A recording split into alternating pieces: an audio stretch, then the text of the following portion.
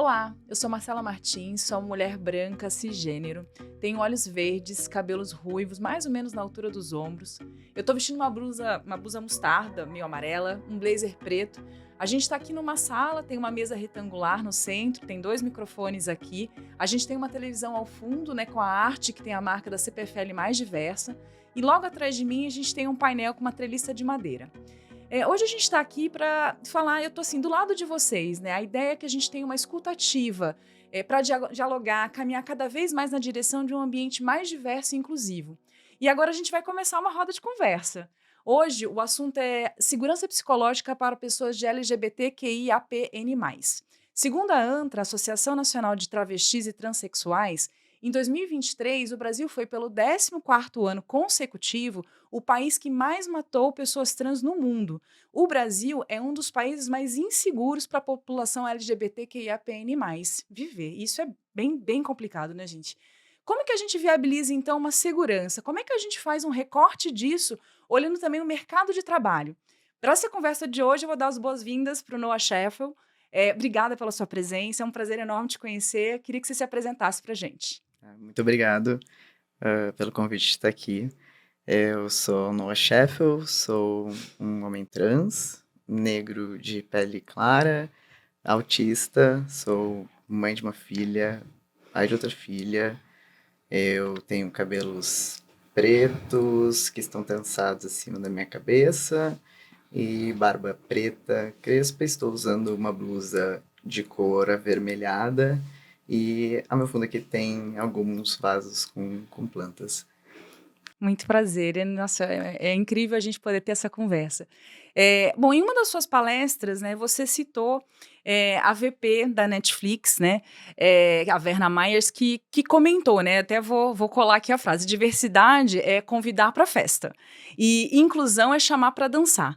O que você quer dizer com isso, né? O que ela quis dizer com isso? O que você trouxe isso na sua palestra? Conta um pouquinho para a gente começar. Sim. Bom, a Verna, ela começou o movimento de inclusão, assim, pensando já em recortes que não estavam representados dentro da organização. E ela trouxe essa fala dizendo que diversas são todas as pessoas, né? Porque quando a gente fala de diversidade, às vezes as pessoas acham que, você, né, não faço parte desse recorte social, desse marcador, eu não sou uma pessoa diversa, mas como todas as pessoas são Uhum. diferentes, todas as pessoas são diversas, e isso foi o que ela quis dizer, né? Então a gente leva todas as pessoas para a festa, e isso é ter a diversidade, mas a inclusão de fato é criar mecanismos e ações para que a gente chegue em equidade Uhum. das pessoas, né, dentro desses ambientes todos organizacionais. Então, é poder chamar elas para dançar e elas fazerem parte, se sentirem pertencentes. E para chamar para dançar, né, a gente tem que ter muito associado isso à questão psicológica, né, ter um ambiente seguro, né, e fala um pouco pra gente, assim, o que é ter segurança psicológica para esse público? Principalmente a questão da liberdade de ser quem se é, Uhum, sem passar por nenhum tipo de violência, né, seja ela ali por parte de colega, né, ou por parte de uma gestão, ou por conta até de um viés inconsciente uhum, que acaba fazendo que uma tomada de decisão a respeito desse recorte não tenha a mesma oportunidade de desenvolvimento, de crescimento, enfim. E então é mais sobre essa questão, assim, da gente conseguir poder chegar nesse assunto e ver o quanto a gente consegue mudar, né, melhorar. uhum. Você comentou na nossa conversa ali fora, né, falou um pouquinho da sua vida, né, compartilhou um pouco das experiências que você teve, e aí você criou Educa Transforma, certo? Educa Transforma. Certo, isso. E você criou ele. Eu queria que você contasse um pouquinho como é que você trouxe essa experiência sua pessoal, né, e como é que isso te levou a criar ali o Educa Transforma? Na verdade, eu passei pelo meu processo, né, social de transição de gênero depois dos meus 30 anos de idade. Então, né, o que muitas pessoas falam que é uma transição tardia, e realmente, estatisticamente é, Uhum, mas foi o que me permitiu chegar a acessos que pessoas trans não têm hoje, né? Porque pessoas LGBTQIAPN+, no geral, também, né, costumam não conseguir chegar. E eu sei que eu cheguei nesse espaço porque eu ainda me colocava para a sociedade como uma pessoa cisgênero e passar pelo processo ali de autoafirmação, aceitação, lidar com todo o preconceito que viria e realmente daí passar por isso dentro de uma organização onde eu passei muitas questões com relação à transfobia, me levaram para um estado de saúde mental, assim, psicológica, que eu tive ali, né, busquei um apoio psiquiátrico para me proteger, né, do Uhum. que eu estava passando. E aí, durante, né, esse apoio que eu busquei, eu pensei, bom, nesse local de acesso que eu cheguei, né, enquanto me identificava, enquanto uma pessoa cis, o que que eu posso fazer agora, então, né, como pessoa trans, para promover a inclusão das pessoas dentro do mercado de trabalho, principalmente, mas a partir da educação. Uhum. Você falou um pouco dessa rede de apoio, acho que criar essa rede de apoio é algo muito importante, né, assim, eu acho que faz a diferença todo esse processo de transformação, né, até acho que você falou da própria aceitação. Como é que foi isso para você, essa rede de apoio? Né, você comentou um pouco da dificuldade que você teve, né, tinha um ambiente seguro a priori no lugar que você estava, você achou que tinha, mas acabou percebendo que não era bem assim, né. Conta um pouco como é que você criou essa rede e até para assim, né, pessoas que estão vivendo a mesma situação, como é que elas criam essa rede, né? Você também trouxe aí profissionais, você trouxe a importância dos profissionais também. Sim. A gente tem muita falta, né, de acesso quando a gente passa, né, por qualquer questão, assim, que fuja do que a gente tem como o que é o normal. Uhum, E aí a gente criar essas redes de apoio para uma sobrevivência, para empoderamento, realmente é o que faz com que a gente consiga seguir e ir lutando por acesso e tudo mais. Então, a importância é muito também de deixar as pessoas confortáveis, se sentindo, né, dentro ali do recorte que se reconhecem e levar isso também para outras pessoas de uma forma que também faço parte dessa comunidade, eu consigo, né, te auxiliar dessa uhum. forma, eu consigo te dar esse apoio, porque sozinho a gente não consegue nada, né? E Ninguém, aí né? ninguém em geral, né? Não É. consegue nada. Tanto que, né, viver então dentro de comunidades assim é Uhum, importante da gente ir se conectando e conectando com histórias parecidas com as nossas e que às vezes muita gente fica perdida também, né, uhum, nessa questão. E esses grupos de apoio, que aí pode ser, né, grupos, de pessoas em redes sociais, seguir pessoas, influencers que falam do assunto, criar, né, fazer parte de grupos, criar grupos aonde a pessoa se sinta pertencente, se sinta segura, é muito importante para que a segurança psicológica dela mesma em todos os espaços, não apenas no organizacional, né, seja mais fortificada e a pessoa realmente sofra menos violência ou consiga lidar melhor com as violências que passa, uhum. né. Você trouxe um pouco, da história aí, falando do seu do comprometimento da saúde emocional, né. E como é que é a discriminação, né, no dia a dia, seja ela disfarçada, seja ela num viés inconsciente, como é que essa discriminação abala né, a segurança psicológica, abala o emocional? Abala de uma forma que a a pessoa já deixa de acreditar em si, né. A Uhum, gente tem uma sociedade inteira que tem determinadas crenças sobre o que que é o normal, e uhum, aí o que é diferente disso, né, tem uma pressão muito grande em cima, então já é uma carga que as pessoas que fogem desse dito normal carregam, e a segurança emocional, ela tá ali muito, assim, numa linha tênue em que essa pessoa pode estar em um risco e por não estar num ambiente inclusivo, por uhum, não estar em um ambiente aberto a diálogo para poder falar sobre esses assuntos também. Então é um ponto que assim, eu sempre procuro abordar bastante, que é a gente manter essas pessoas, né, com uma segurança emocional para que elas consigam daí sim fazer coisas na vida que, né, são normais, como trabalhar, como estudar, porque sem isso, né, sem toda essa rede de apoio, sem essa segurança psicológica e emocional, as pessoas realmente não conseguem ah, desenvolver o seu potencial, Uhum. porque Ou estão melhor, não dá o melhor, né? elas são impedidas, né? Uhum. Porque elas, na verdade, a gente está ali Gastando carregando uma energia. energia onde a gente não É. precisava. E eu acho que, falando até do dia a dia das empresas também, né? Acho que uma coisa que, no geral, as pessoas têm bastante dificuldade é a utilização correta do pronome, né? Como é que isso influencia também nessa questão da segurança psicológica, de um ambiente seguro, né? Qual a importância do uso correto do pronome? Assim, o uso de pronomes, ele surgiu muito ali da comunidade não binária, que faz parte do recorte de pessoas trans, por utilizar um pronome que foge do binarismo de gênero homem e Uhum, mulher, que é, né, ou usa o pronome ele, dele, ou ela, dela, e pessoas não binárias não se identificarem com esse pronome, porque não se identificam enquanto, né, mulher ou enquanto homem, uhum, né, de alguma forma.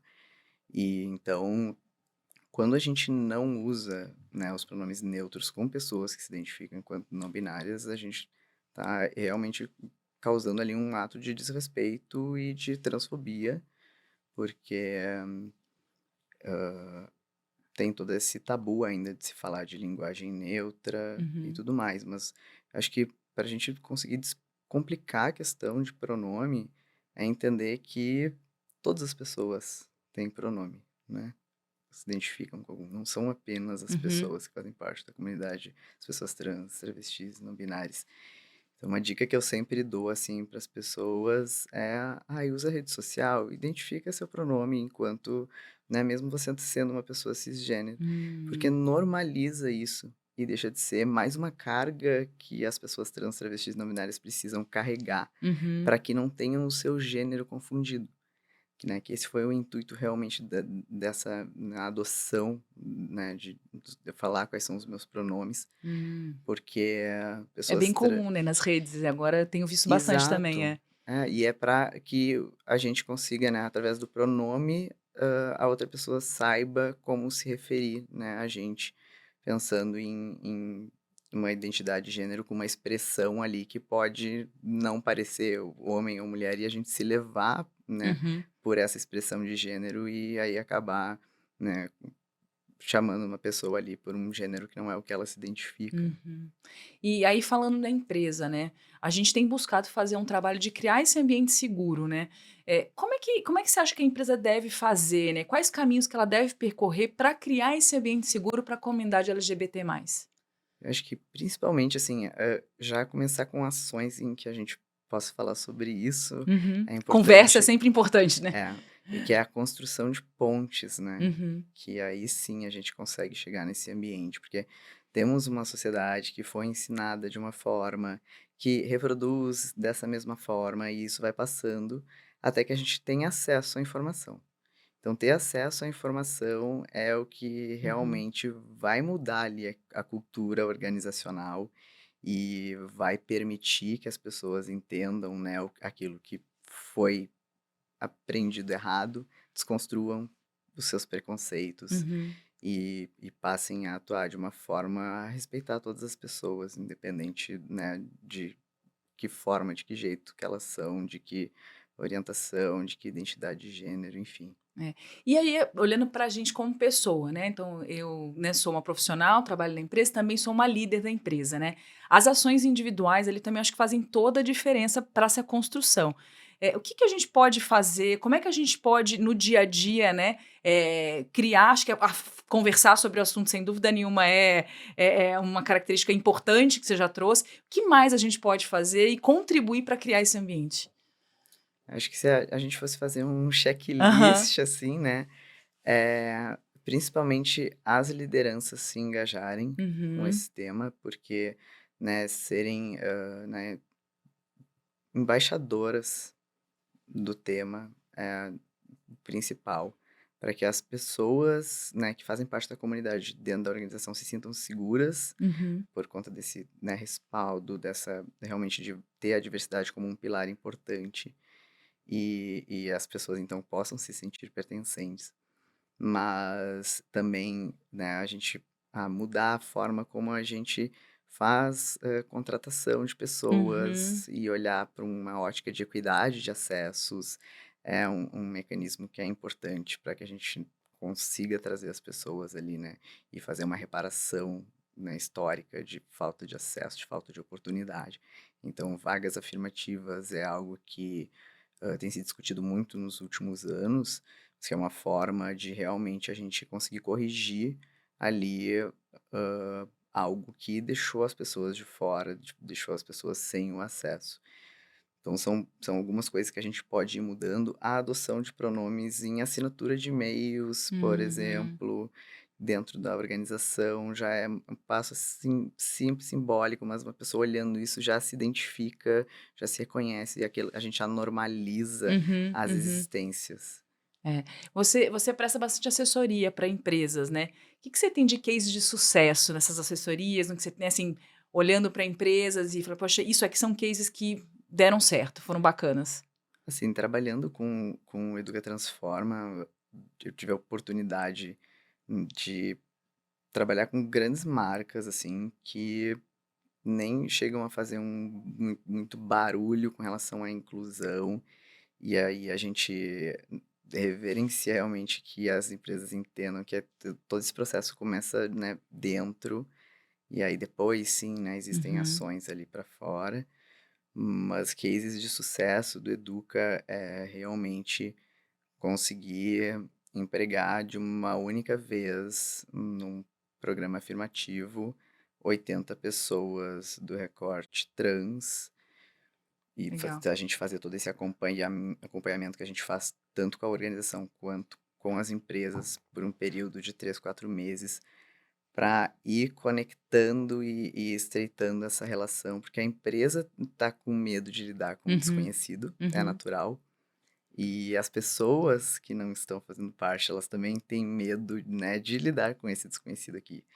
E aí o Educa, ele entra também como esse facilitador que vai estreitando essa conexão e então ter conseguido em, né, uma única vez empregar 80 pessoas Nossa, trans, legal, quando a muito gente legal. pensa que, infelizmente, hoje no recorte transgênero, a gente tem apenas 4% das pessoas trans no mercado de trabalho, é algo que a gente fica, né, a pensar. E as outras 96%, se essas ações afirmativas e baseadas em equidade não forem Uhum. feitas, como é que a gente vai incluir essas pessoas, né? Acho que um ponto que dentro das empresas já dá um certo desconforto, né, existe um certo tabu, é em relação à sigla, né, LGBTQI ai, eu já aí me enrolei. LGBTQIAPN+. Isso. E eu acho que até pelo desconhecido eu vou me usar de exemplo, né, então assim, a gente falou um pouco no início sobre isso, até pela extensão da sigla, né, pela dificuldade de entender a sigla, até de falar, como eu me enrolei aqui, eh, quanto essa sigla ela é importante, qual o significado dela? Por que que é importante a gente reforçar e cada vez mais trabalhar essa sigla? E até no meu exemplo, por exemplo, por não ouvir tanto a sigla, de repente fica mais difícil de falar. Na hora que a gente começa a naturalizar, isso simplifica. Sim. Qual é a importância dela e como é que a gente, né, como é que a gente pode tratar isso e o que que ela significa? Tem muita questão na virou uma sopa de letrinhas, e aí as pessoas vão ficando cada vez mais Aham. confusas, né, e é entendível, porque realmente, né, vai aumentando, a gente Sim, vai se sim. enrolando para falar, mas vai aumentando por um motivo, muito importante, que é dar visibilidade para as existências dessas pessoas na sigla, porque cada vivência de cada letrinha ali é Uhum, única, é diferente, ela é com desafios e barreiras diferentes. Então, por isso que a gente, né, começou LGBT+, começou na verdade LS, aí é. depois, né, virou LGBT+, e aí se viu a necessidade de trazer outras representações ali para a gente poder também abordar essas pautas, e aí por Uhum, isso que essa sigla vai crescendo, à medida que a gente vai vendo movimentos sociais de identificação de orientação afetiva, sexual ou de identidade de gênero, a comunidade vai vendo a necessidade de luta, de batalha, de uhum. visibilidade e vai É uma aumentando forma de essa sigla. representatividade, né? Sim, e da gente conseguir daí olhar, né, os diferentes Uhum. recortes e as diferentes alternativas que a gente tem para lidar. E fala pra gente o que significa cada uma das letras. Falo. Ah, lésbicas são identidades femininas que se atraem Uhum, por outras identidades femininas. E aí vale lembrar que a gente está falando tanto, né, de mulheres cis, mulheres trans ou travestis, né, que se encaixam na identidade feminina. uhum, Gays, daí, né, são as identidades transmasculinas que sentem atração afetiva, né, ou sexual por outras identidades masculinas. O B são as pessoas bissexuais, que sentem atração afetiva e sexual por mais de um gênero, uhum, não necessariamente dois, como, né, pelo bi, às vezes, né, as pessoas acreditam que é por dois gêneros, não, é por mais de dois gêneros, né, uhum, pode ser por mais de dois gêneros. O T representa toda a comunidade trans, travestis e, né, as transexuais, que ele é importado, né? Ele hum, significa queer, e aí da tradução no inglês é esquisito. hum, E é para representar todas as pessoas que não se veem ou não se enquadram no que é tido como padrão com relação à orientação, uhum, expressão de gênero e identidade de gênero. Então, ela é representada, assim, globalmente, né, para essas pessoas que são dissidentes, né, do que é essa norma LGBTQI. A gente chega nas pessoas intersexo. uhum, Intersexos são pessoas que nasceram, né, com uma combinação ali de genital, de cromossomos, ou hormonal, que deixava em dúvida uhum, qual que era o sexo daquele bebê no momento que ele nascia, né? Antigamente a gente usava um termo que é muito preconceituoso, que é hermafrodita, né? Não uhum, se usa esse termo, né? São pessoas intersexo e aí o I tá dentro dessa sigla justamente porque acontece desse bebê nascer e dele ter ali o seu gênero atribuído por conta de uma cirurgia uhum, forçada, normalmente. hum, E aí, então, as pessoas podem vir a se identificar ou não com esse uhum, gênero, né, que foi atribuído ali por conta disso.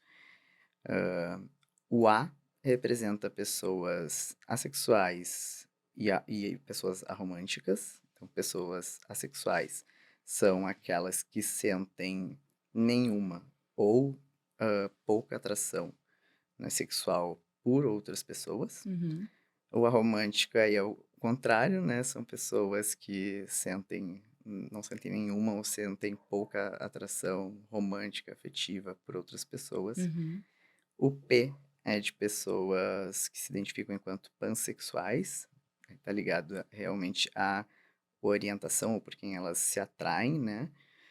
E são pessoas que não se importam com o gênero com as quais elas têm relações ou elas se sentem atraídas. Então, diferentemente, por exemplo, existe muita dúvida, né? Qual a diferença de bissexual e uhum, pansexual? A pessoa bissexual é que se atrai por dois gêneros ou mais.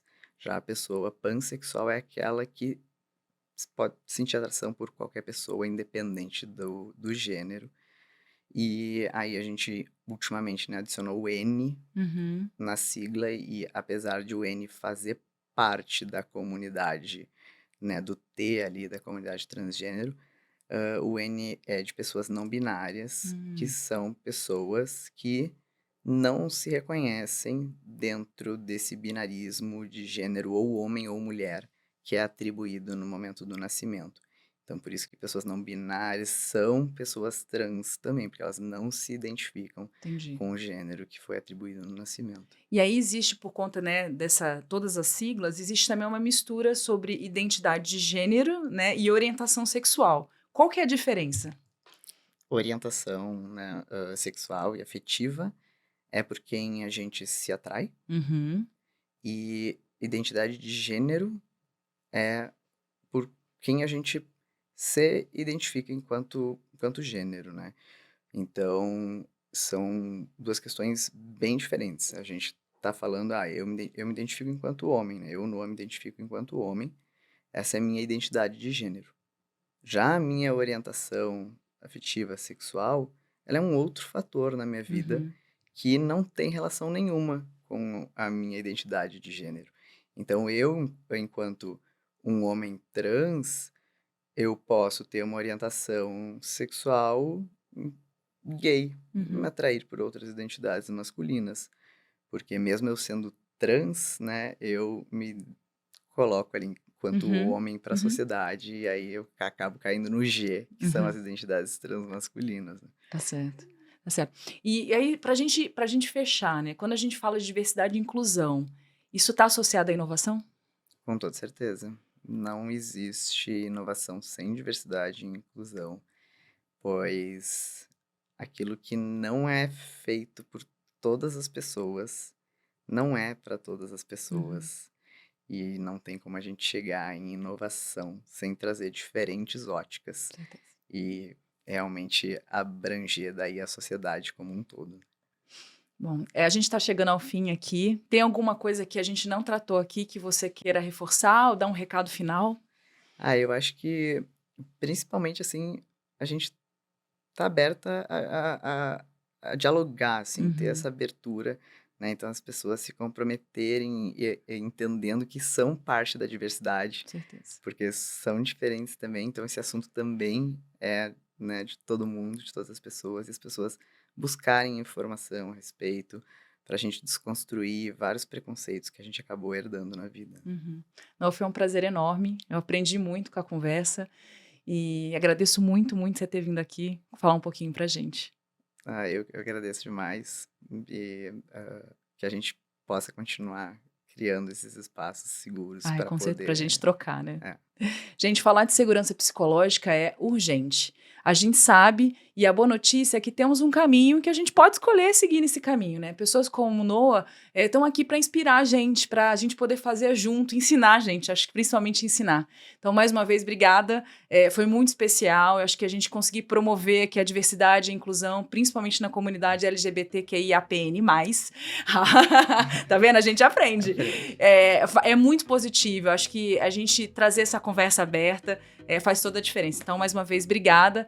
Gente, essa aqui é parte, né, de uma série que a gente tem produzido. Então, a gente tem demais itens, né, demais episódios aqui disponíveis. E eu agradeço a todos para estar assistindo a gente. Obrigada, gente. Até mais.